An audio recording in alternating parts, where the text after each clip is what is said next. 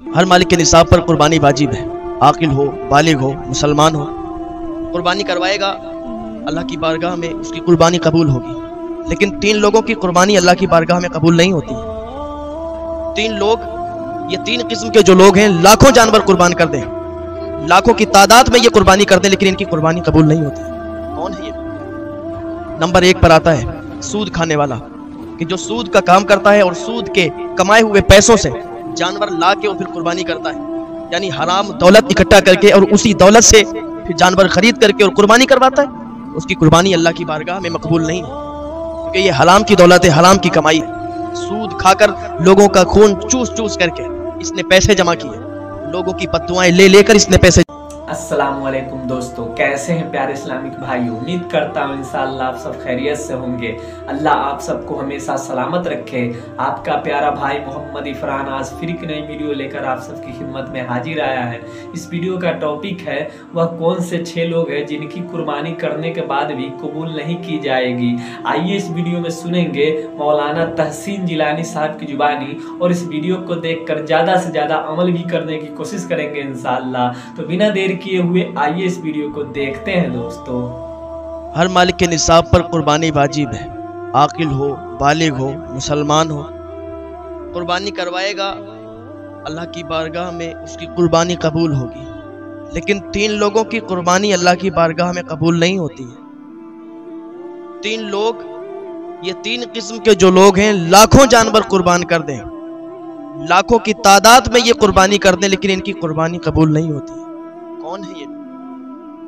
Number 1 پر آتا ہے سود کھانے والا، کہ جو سود کا کام کرتا ہے اور سود کے کمائے ہوئے پیسوں سے جانور لا کے اور پھر قربانی کرتا ہے، یعنی حرام دولت اکٹھا کر کے اور اسی دولت سے پھر جانور خرید کر کے اور قربانی کرواتا ہے، اس کی قربانی اللہ کی بارگاہ میں مقبول نہیں ہو، کیونکہ یہ حرام کی دولت ہے، حرام کی کمائی ہے۔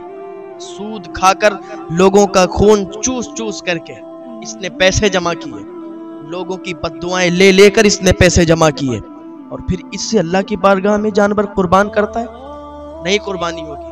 آپ کو پتا ہے سود کھانے والا کتنا بڑا گناہگار ہے؟ لوگوں کے خون چوس چوس کر یہ جمع کرتا ہے پیسہ، جس کے پاس نہیں ہے وہ بھی اس کو سود دیتا ہے، جس کے پاس ہے وہ بھی دیتا ہے، تو سود سے دولت جمع ہو گئی، مالدار بن گیا۔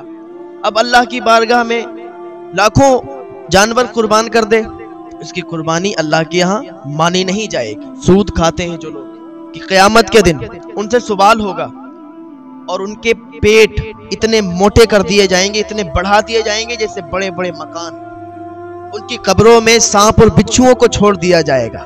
دوسرا، شراب بیچ کر قربانی کرنے والا، یعنی جس کا شراب کا کام ہے، اس کی شراب کی دکان ہے، شراب بیچتا ہے اور شراب بیچ کر اس نے پیسے کمائے ہیں، تو اس پیسے سے بھی اگر وہ قربانی کروائے گا تو اس کی قربانی نہیں مانی جائے گی۔ جوا کھیل کر کوئی پیسہ کماتا ہے، کوئی سٹے پہ پیسہ کماتا ہے، یا الگ الگ طریقے سے حرام کمائی سے جو پیسے کماتا ہے اور اس کمائی سے قربانی کرواتا ہے، تو اس کی قربانی بھی قبول نہیں۔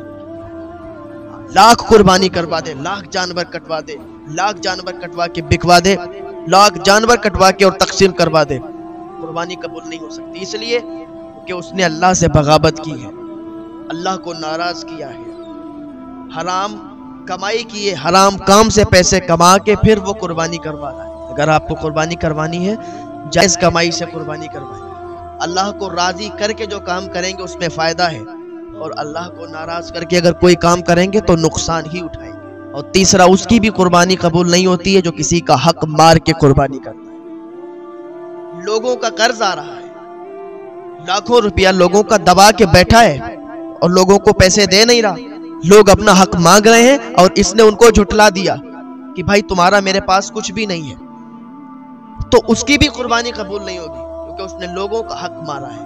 ایک ہوتا ہے حقوق اللہ اور ایک حقوق العباد۔ تو جو حقوق اللہ کے تحت جو کام ہوتا ہے، یعنی جو اللہ کا حق ہے، تو اللہ ہو سکتا ہے کہ معاف کر دے، اللہ کی رحمت جوش میں آ جائے تو ہو سکتا ہے اللہ معاف کر دے، لیکن جو حقوق العباد ہوتا ہے وہ معاف نہیں ہوتا ہے۔ اگر آپ نے کسی کے پیسے لیے ہیں اور اس کو پیسے واپس نہیں کیے، اس نے مانگے، آپ نے اس کو جھٹلا دیا، یا آپ نے کہا ہم نہیں دیں گے، یا آپ نے کہہ دیا کہ ہم نے آپ سے نہیں لیے تھے، تو آپ نے اس کا حق مارا، اور حق مار کر کے اگر آپ قربانی کرتے ہیں، لاکھوں جانور قربان کرتے ہیں، آپ کی قربانی اللہ کے یہاں قبول نہیں ہوگی۔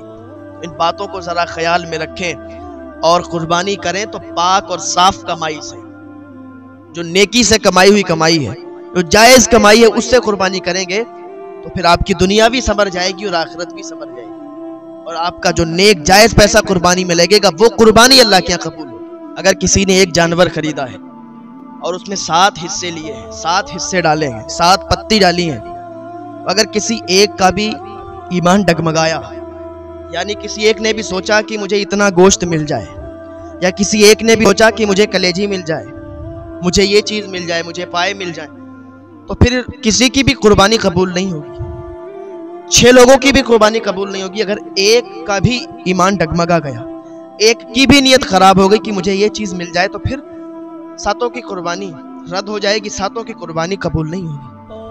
تو قربانی کرنے سے پہلے ہی جو حصہ ڈالتے ہیں، پتی ڈالتے ہیں، تو ایک جانور میں جب 7 لوگ حصہ لیتے ہیں تو 7 آپس میں ڈیسائیڈ کر لیں کہ جو بھی اس میں تقسیم ہوگا، جو بھی بانٹا جائے گا، برابر برابر کر دیا جائے گا۔ کوئی بھی اپنی نیت خراب نہ کرے کہ مجھے وہ چاہیے، مجھے وہ چاہیے، اس سے قربانی قبول نہیں ہوگی۔ ایک بات یاد رکھیں، ہاں، جب پتی ڈالا کریں، حصہ ڈالا کریں، تو یہ بات ذرا خیال میں رکھا کریں کہ اپنی نیت کو سنبھالے رہنا، ورنہ قربانی قبول نہیں ہوگی۔ سر یہ دیکھ گیا کہ جب قربانی کا ٹائم آتا ہے تو پھر اگر 7 لوگوں نے پتی ڈالی ہے تو ایک تو اس میں یہ بھی کہتے ہیں کہ بھائی مجھے پائے دے دینا، دوسرا کہتا نہیں بھائی مجھے کلیجی نکال دینا۔ ایسا کچھ بھی نہیں ہو سکتا۔ اگر ایسا کسی نے بھی کہہ دیا تو پھر قربانی قبول نہیں ہوگی۔ بہتر طریقہ یہ ہے کہ ساری چیزیں کاٹ پیٹ کے برابر کر کے سب میں ملا دیا جائے اور سب برابر برابر تقسیم کر دیا جائے، یہ بہتر طریقہ ہے۔ قربانی اس پر ہوگی جو مالک نصاب ہے۔ ایک گھر میں اگر 3 لوگ مالک نصاب ہیں تو تینوں پر قربانی جائز ہے۔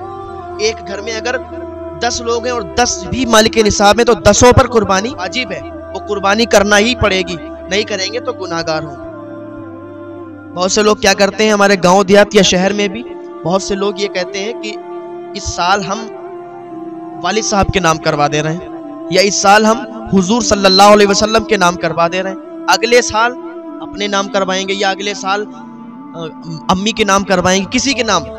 تو ایک بات یاد رکھیں، قربانی کے دنوں میں جب قربانی کا ٹائم آتا ہے، قربانی کا یہ مہینہ آتا ہے، تو ایک بات یاد رکھیں کہ جو مالک کے نصاب ہے سب سے پہلے قربانی اس پر واجب ہے، وہ پہلے قربانی کروائے گا۔ ایسا نہیں ہو سکتا ہے کہ مالک کے نصاب میں ہوں اور میں چاہتا ہوں کہ میں اس بار حضور صلی اللہ علیہ وسلم کے نام سے کروا دوں اور اپنے نام سے پھر اگلی بار کروا دوں گا۔ ایسا نہیں ہے۔ اگر ایسا آپ نے کر دیا کہ آپ مالک کے نصاب ہیں اور قربانی کسی اور کے نام کر رہے ہیں تو آپ گناہگار ہوں گے۔ قربانی تو وہ ہو جائے گی جس کے نام آپ کروا رہے ہیں، ثواب بھی مل جائے گا، لیکن آپ کے ذمے ابھی باقی رہے گی، آپ کی یہ پوری نہیں ہوگی۔ تو جو مالک کے نصاب ہے پہلے وہ اپنے نام کرے گا، اور اگر استطاعت رکھتا ہے تو پھر دوسرے کے نام سے بھی کر سکتا ہے۔ قربانی کا مسئلہ الگ ہے تھوڑا، اور زکوٰۃ کا مسئلہ الگ ہے۔ ایک گھر میں بیٹا بھی ہے، باپ بھی ہے، تو باپ کے پاس الگ مال ہے، بیٹے کے پاس الگ پیسے ہیں، تو بیٹا بھی قربانی کروائے گا، باپ بھی قربانی کروائے گا۔ ماں بھی اگر مالک نصاب ہے تو ماں بھی قربانی کروائے گی، ماں کی طرف سے بھی قربانی ہوگی۔ مالک نصاب کون ہوتا ہے؟ کہ جس کے پاس 7.5 تولہ سونا یا 52.5 تولہ چاندی، یا پھر اس کی رقم اتنی رقم ہو، یا پھر ایسا ہو کہ کچھ سونا ہے اور کچھ چاندی ہے، کہ دونوں ملا کے وہ 52.5 تولہ چاندی کی قیمت بن رہی ہے۔ اس دور میں، اس ٹائم 2024 میں 52.5 تولہ چاندی کی قیمت تقریباً 47 یا 48 ہزار روپے بن رہی ہے۔ اگر کسی کے پاس اتنا رقم ہے، اتنا کیش ہے، تو بھی اس پر قربانی واجب ہے۔ اگر کسی کے پاس 3 تولہ یا 2 تولہ سونا ہے اور باقی تھوڑی سی چاندی ہے، 2 تولہ ہے، 3 تولہ ہے، 50 گرام ہے، مطلب سونے کے علاوہ تھوڑی بھی چاندی ہے، تو دونوں کی رقم ملا کے اگر وہ 52.5 تولہ چاندی کی رقم بن رہی ہے تو پھر قربانی اس پر واجب ہے۔